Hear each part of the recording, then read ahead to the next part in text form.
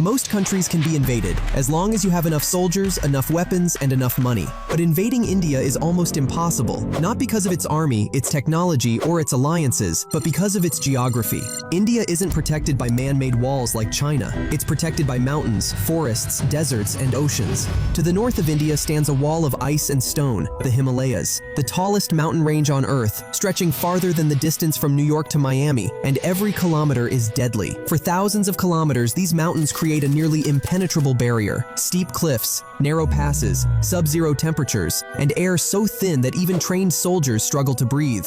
Moving an army through here isn't just difficult, it's nearly impossible. Tanks can't climb, supply trucks break down, helicopters fight brutal winds, shift west, and the terrain turns into the Thar Desert, one of the hottest places in Asia. Temperatures blast past 50 degrees Celsius, sandstorms wipe out visibility, engines overheat, soldiers dehydrate, entire battalions slow to a crawl. In 1971, during the Bangladesh Liberation War, Pakistan tried to cross this desert and failed. In the northeast lies the Seven Sisters, dense jungles, heavy rainfall, steep hills, narrow valleys. This region is built for guerrilla tactics and ambushes, not for massive invading armies. During World War II, Japanese forces tried to enter India from Myanmar through this route, and the terrain stopped them cold.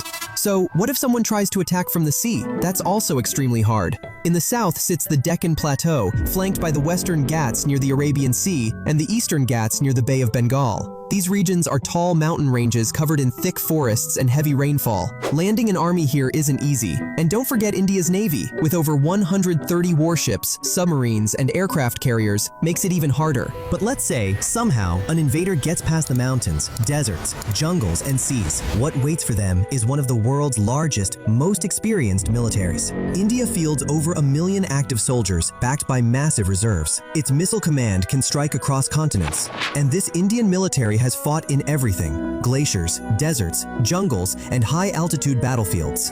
But then comes India's most powerful deterrent: nuclear weapons. India is one of the few countries with a full nuclear triad, the ability to strike by land, air, and sea. On land, the Agni missile series. From the air, aircraft like the Mirage 2000 and the Sukhoi Su-30 MKI. And at sea, the real game changer, the INS Arahant, a nuclear-powered submarine armed with ballistic missiles. Even if India is attacked first, it can still strike back. Even in the impossible scenario where an invader captures a few cities, then what? India's true strength is its people, 1.5 billion of them. Any occupier wouldn't just face the military, they'd face millions of civilians who would resist, protest, and fight back. No modern power has ever successfully occupied a nation this big and this diverse. Then comes the geopolitical cost. India is not an isolated nation. It's a major partner for the US, Europe, Russia, and Japan. Any invasion would trigger sanctions, global backlash, and possibly international military intervention.